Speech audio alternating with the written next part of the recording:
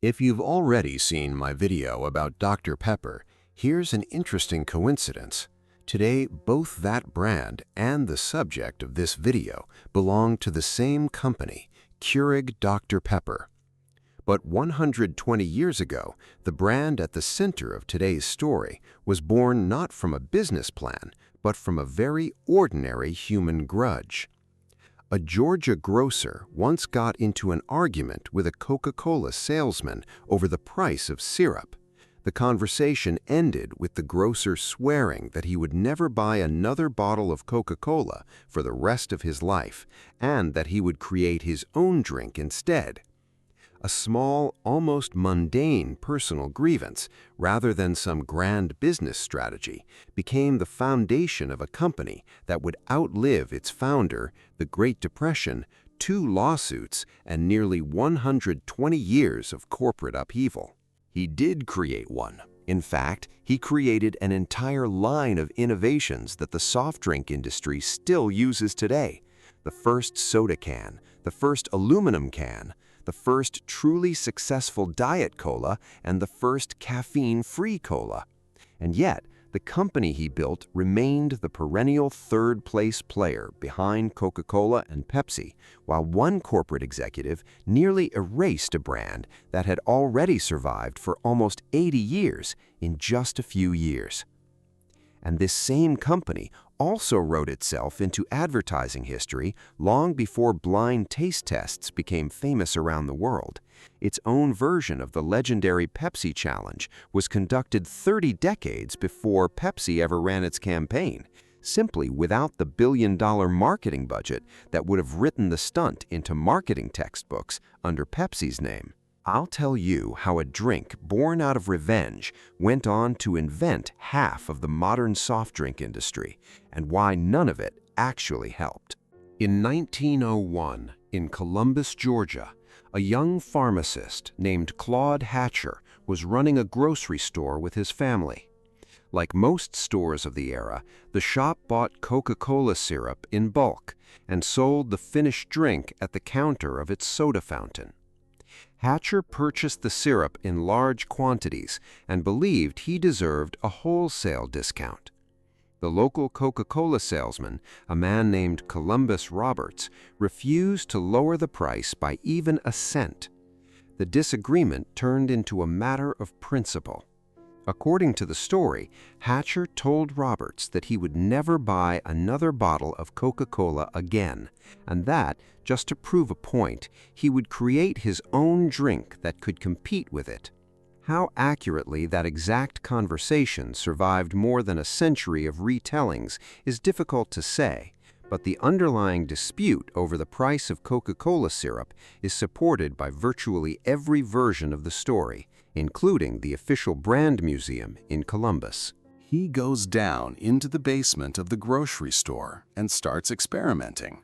He has no laboratory, no serious capital, only his pharmaceutical knowledge and the stubbornness of a man who needs to prove something to someone. The first product is not a cola at all, but a ginger ale, Royal Crown Ginger Ale, released in 1905. Then comes strawberry soda and root beer. And only in 1907, after gaining enough confidence, Hatcher releases what this entire story was ultimately supposed to produce: a cherry cola, called Chero Cola, a direct competitor to the drink made by the man who had once refused to give him a discount. The formula worked so well that the family quickly realized the grocery store was no longer their main source of income. In 1907, the Hatchers founded Union Bottling Works specifically to bottle the new drink, and by 1920, the company already had 700 franchised bottling plants across the country, an extraordinary scale for a business that had started in the basement of a single grocery store just 15 years earlier. And now comes the twist that makes the story genuinely interesting. In the early 1920s, Coca-Cola filed a lawsuit against Chero Cola Company. The formal complaint was straightforward. Hatcher's company was using the word cola in its name, while Coca-Cola claimed exclusive rights to the term itself.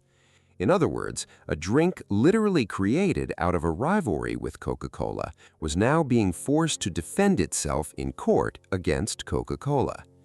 The legal costs became overwhelming, and then sugar prices suddenly exploded, rising from 5 cents a pound to more than 30 cents a pound within a matter of months. For a company whose main raw material was sugar, it was almost catastrophic. Under the pressure from both sides, the company gave in 1923 and removed the word cola from its own name. Instead of continuing the fight over the old drink, Hatcher made a strategic pivot. While Chero Cola's business was collapsing, he shifted the company's focus toward a line of fruit-flavored sodas called Knee-High. In 1928, the company officially changed its name to Knee-High Corporation. Hatcher even traveled to New Orleans and purchased expensive equipment for processing raw cane sugar, reasoning that obtaining the unrefined product would be easier and cheaper than buying finished refined sugar at inflated wartime prices. He hired a chemist specifically for the project. But he never got to see the reform through. Hatcher died in 1933 in the middle of the Great Depression, just as the company was struggling on the brink of bankruptcy under the weight of debt and soaring sugar prices. The judges were in no hurry to issue an immediate ruling. The dispute over who actually had the right to use the word cola, whether it was a generic term for an entire category of beverages or the property of one specific company, dragged on for years and created a precedent that mattered far beyond Georgia. In many ways, those early lawsuits brought by Coca-Cola against smaller competitors helped establish the rules of the game for the entire soft drink industry for decades to come. Any new brand with cola in its name risked facing the same legal pressure unless it clearly distinguished itself from the original source of the term. The company's new leader, H.R. Mott, took on the task of saving the business with cold pragmatism. He eliminated unprofitable products, cut costs, and brought the company out of debt within a year, a rare example of crisis management that worked quickly and without dramatic consequences for the workforce. Then he did what Hatcher could no longer do himself. In 1934, chemist Rufus Cam reformulated the old cola, removing the cherry flavor in favor of a more classic, neutral taste. The product returned to the market under a new name, Royal Crown, a tribute to the very first line of beverages Hatcher had ever created. By 1944, after 2 decades of legal restrictions, the company finally recognized its right to use the word cola in its name again. By the mid-1950s, the company had officially become Royal Crown Cola Company. By 1940, sales had increased tenfold compared with their level less than a decade earlier, and the brand's products were being sold in nearly every state in the country, regularly appearing in advertisements in publications such as the Saturday Evening Post, one of America's largest magazines at the time. This is what Royal Crown is actually famous for. Not so much for its own flavor, but for a list of innovations that the rest of the industry eventually adopted. In 1954, RC became the first company in history to sell soda nationally in metal cans. Until then, the industry had relied almost entirely on glass bottles, and the idea of drinking cola from a can seemed like a questionable experiment to many competitors. Later, RC became the first company to switch specifically to the aluminum can, the very format used for the vast majority of soft drinks sold around the world today. Around this same period, RC was also the first to introduce a larger 16-ounce bottle, a format that the industry would eventually adopt as a standard for retail soft drinks. In 1958, RC launched Diet Right, the first truly successful diet cola on the market, years before Diet Pepsi and Diet Coke would even appear. The drink took off so quickly that it almost immediately became the fourth best-selling soft drink in the country, surpassing numerous far more heavily promoted brands. Then, in 1980, the same company introduced RC100, the first caffeine-free cola in history, several years before the major competitors even began seriously considering the idea. Later came Diet Cherry RC, the first Diet Cherry Cola on the market, yet another entry in an already remarkably long list of firsts. But the most interesting part is the advertising campaign of the 1940s, which almost nobody remembers today. The Best by Taste Test campaign was built around blind taste tests, with RC openly comparing itself to competitors using unlabeled bottles, then publishing the results in newspaper and magazine advertisements. Sound familiar? It was exactly the same basic mechanic that, 3 decades later, turned Pepsi's Pepsi Challenge into one of the most successful advertising campaigns of the 20th century, spreading around the world throughout the 1970s and 1980s. RC had pulled off essentially the same trick 3 decades earlier, simply without the billions in marketing and without a name powerful enough to become part of advertising history.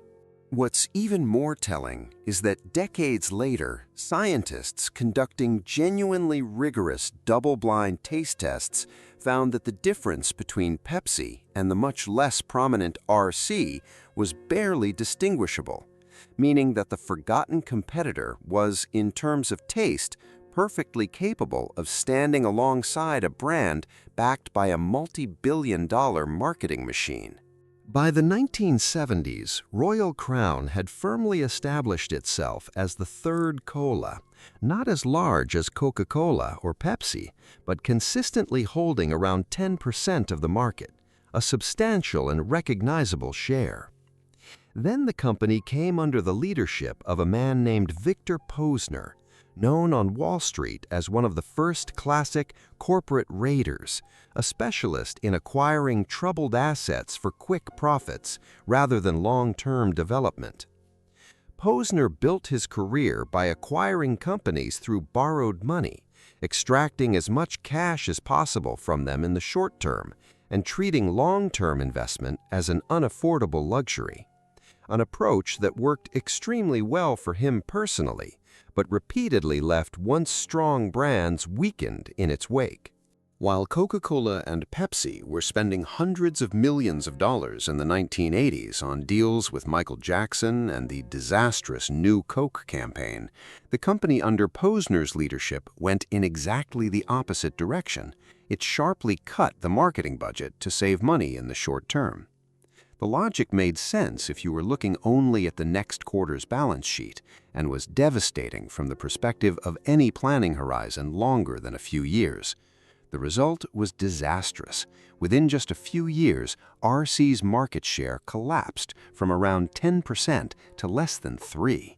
A brand that had spent decades sitting on store shelves alongside the giants of the industry began to practically disappear from supermarkets. Not because customers had suddenly stopped liking the taste, but because the brand itself was becoming less visible, less advertising, less presence in store refrigerators, and fewer reasons for shoppers to remember it at the checkout. By the time the strategic mistake was recognized and attempts were made to reverse it, winning back the lost ground had become almost impossible. Consumer habits had already shifted toward competitors, while other brands had taken RC's place on the shelves. There is one cultural detail that survived both the corporate upheavals and the collapse in market share: the pairing of RC Cola and MoonPie. In the 1950s, an unofficial working-class lunch tradition took shape across the American South. A bottle of RC Cola and a soft MoonPie with marshmallow filling were cheap, available at almost every roadside store, and together provided enough sugar and calories to get someone through a shift in a cotton field or factory. Neither company ever officially partnered with the other or signed any joint marketing agreement. The pairing happened organically, simply because both products were sold next to each other on the same roadside store shelves and cost roughly the same amount. The combination became so deeply embedded in Southern folklore that songs about it are still written in country and bluegrass, while the phrase RC and MoonPie became a recognizable cultural expression for simple Southern life, decades before anyone in either brand's marketing department thought of it as an advertising opportunity. In some Southern towns, festivals dedicated specifically to the pairing are still held today, a rare case of a cultural tradition getting decades ahead of the marketing department. After a series of acquisitions, Cadbury Schweppes in 2000, then Dr. Pepper Snapple, and since 2018, Keurig Dr. Pepper, RC Cola ended up literally under the same corporate roof as its former companion in our series, Dr. Pepper. Both drinks, born from completely different stories in different states, are now produced by the same corporation. That means they technically compete with each other on the same shelf in the same store, something that would look absurd from the outside, but to a large portfolio company is simply a way to occupy several segments of the market at once. In America itself, the brand has long since ceased to be a major player. Its market share has remained in the low single digits, while its main sales channels have become discount retailers such as Dollar General, where shoppers are often looking less for a prestigious brand than for a familiar taste at a low price. It is precisely in these stores that RC has shown modest but noticeable growth in recent years. Not a triumphant comeback, but also not the complete disappearance the company seemed destined for after the Posner era. Outside the United States, however, RC has its own separate and considerably healthier life. In the Philippines, for example, the brand remains one of the country's best-known soft drinks, with a loyal audience that knows little or nothing about the corporate upheavals of the 1980s on the other side of the world. The rights to the international business are now held by a separate entity called RC Global Beverages, formally distinct from America's Keurig Dr. Pepper, making the ownership history of the brand no less complicated than that of 7-Up, which I covered in the previous episode. Let's return to where it all began, the basement of a grocery store in Georgia, and a pharmacist's vow never to buy Coca-Cola again. A company born entirely from the desire to prove to one stubborn salesman that he could do without him, eventually went on to invent the aluminum can, diet soda, and the blind taste test, three things that are now impossible to imagine the soft drink industry without. And yet the company itself could never hold its place alongside the giants it was among the first to challenge and the first to try to outsmart through innovation rather than sheer scale. There is something almost poetic about that, and at the same time, something deeply ironic.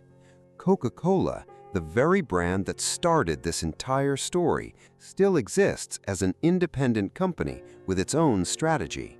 Meanwhile, the brand created out of spite toward it more than a century later has become little more than another line in the portfolio of a corporation that also owns its former direct competitor, Dr. Pepper. The grudge that started everything in 1901 has long since become irrelevant to the people making decisions about the brand today. The lawyers and financial executives of the 21st century no longer remember, and have no reason to remember, what exactly caused a pharmacist and a salesman to argue more than a century ago. If the stories of Pepsi, Sprite, Dr. Pepper, and 7-Up show how different brands repeatedly found ways to reinvent themselves and survive, Royal Crown is a rare example of a company that invented the future for an entire industry, but failed to invent a future for itself. Perhaps the reason is that RC's greatest ideas, the can, diet soda, and the blind taste test, were all created, at least in part, to prove something to its competitors rather than simply to strengthen its own position. And strategies built on revenge rarely outlive the person who felt wronged in the first place.